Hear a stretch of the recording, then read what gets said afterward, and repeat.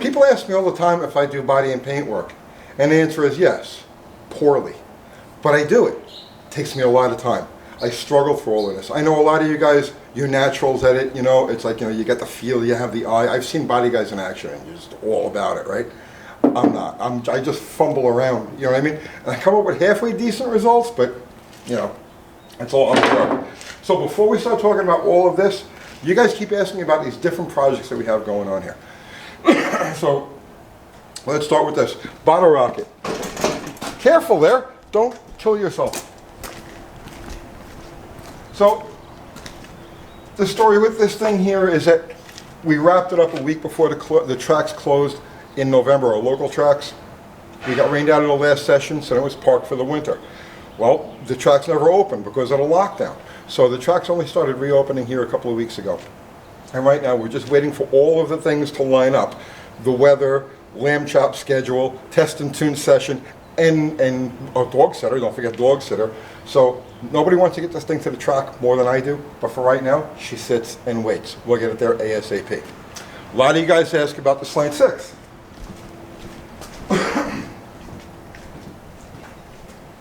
Well, here she is, ready to be assembled. But we're not going to assemble it, we're not going to touch this thing until the daily driver is done. This was scheduled to go after Bottle Rocket. We were supposed to do this like in January, February. But then we had to pull the motor on the daily driver. So as long as, and that's our primary daily driver. So that thing is taking priority over this.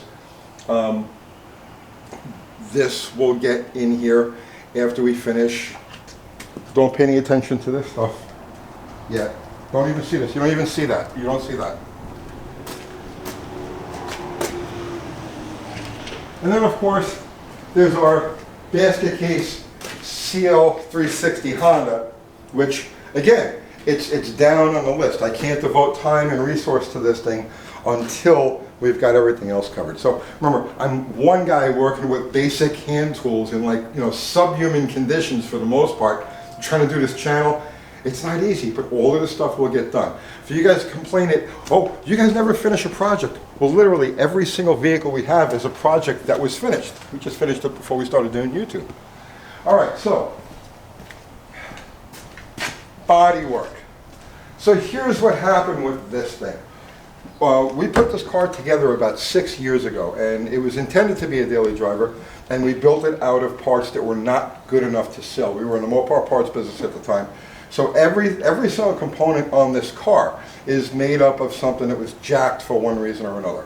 Like for instance, this fender was wrinkled up here, we're working it again. And it had a rod hole over here, and this was soft, and the inner brace was rotted, so I couldn't really sell the fender. We dressed it out nice and stuck it on the car. Same thing with this door. This door had been repaired here. It had a rust hole, and now we've got to go back and fix this because the metal got torn during the accident. Oh, Uncle Kathy put the picture of the wreckage in you know, so that they can see what we started out with. So basically what happened was we had a traffic accident with this car sometime last summer, and they just quick knocked out the major damage. This was all hurt, and stuck it back in a service, figuring that, you know, we'll get around to it. Well, now's the time to get around to it. So what I did here, this last lap, we filled, I had to cut this section was soft, I cut this out and welded this patch in. I had to replace 2 feet of rocker. This was like Swiss cheesed. I should have saved that, I threw it out. I should have saved it to show you guys how this was. But here, actually, this is the dirt that came out of the old rocker. So just to give you an idea how crusty that thing was. So we replaced this. Now it's important, when you do rocker work on any unibody car, it's important to use the same gauge metal as the rest of the rocker. Don't use like, you know, regular sheet metal. You want to try to get an actual section of rocker and grafted in, because a rocker is part of the frame. This is actually the outer frame rail, so it's got to be solid and it's got to be the right gauge of metal, or the car just, you know, it won't work right, or it'll start to rip, you know, where you make your, you know, we welded it in. So this is actually a section of rocker that we pulled out of our pile of debris out in the back. I do body work poorly. I never do the same thing, you know, the same way twice. And on this car here, this yardstick has been my best friend. And I use the yard. I like using rulers and yardsticks when I do these things, because you know it does give you a straight edge, and you can measure, you know, exactly how far back something goes. Like for instance, in the course of straightening out this fender, there's a measuring from the other side, which I know is straight. There's a taper that begins 16 inches back up here, right? So I'm able to then gauge, you know, where exactly the body line has to be straight and where it has to go back in a little bit. So using this as my guide, I've worked through all of the body lines. You would think these darts are simple, right? You know, it's like, oh, it's a box. No, when you actually get into this thing, there's compound. You got a body line here, there's a body line here, and one here. And they've all got to be straight. So working the metal and using my straight edge across, you know, the lines, and of course measuring the other side, undamaged sections, to know where tapers begin, where curves begin, what's flat and what's not. Like for instance, this is not flat. This actually has a little bit of a bow to it, you know. So all of that has to be taken into consideration. So I straightened out the mass of the wrinkle damage, and now I'm going to cut this section here, weld in a new patch. This I got to finish welding. This was a little Swiss cheesy, you know. But here's the thing that you got to understand when you're doing a daily driver, right? Daily driver isn't just a phrase that you throw around. Daily driver actually means something.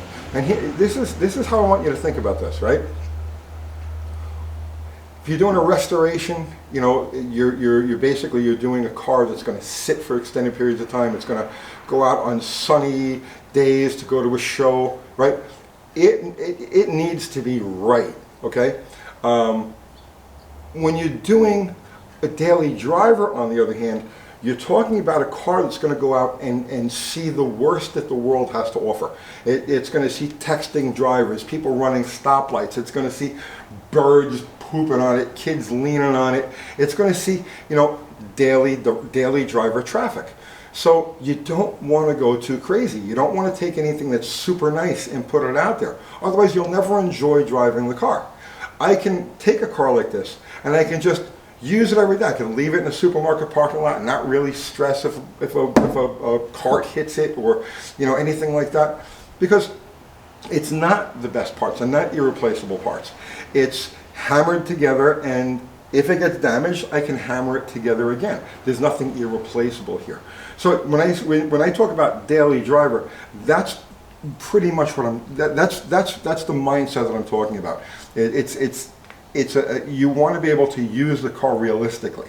I don't know. But anyway, so right now I'm hammering and dollying this section over here. I have to shrink it a little bit. I probably have to shrink it a little more. This takes time, you know, but this is my next step. And in this is already straight. This is just going to get a skim coat, and I think we can call that a day. And skim coat, I use this stuff. This is a little expensive. This cost me $28 a tube. It's called Halftime. Nobody gives me this shit, right? So it's not like I'm you know, doing an advertisement here. I'm just telling you. Compared to like this, Bondo is like concrete, very hard to work with. This stuff here, and there are other things. I'm sure a lot of you body guys will throw in the comments. You'll talk about, you know, the products you use, and you know, I know there's a lot of them. This is just the one that I happened to come across, found a few cars back, found that I like, and I've stuck with it ever since. So but anyway, yeah, you definitely don't want to use the regular auto parts store, you know, Bondo products. I mean, they'll get you by in a pinch, but the money you'll save over buying a premium product, you're gonna piss away in, you know, sandpaper and time getting it, you know, getting it nice. So anyway, that's the halftime, and that's it. I'm gonna get back to doing, you know, what I'm actually pretty happy with the way this is turning out so far. You know, I got hours of metal massaging and whatnot left to do, but I'm actually very happy with it. We'll see how it goes. I'll see you tomorrow.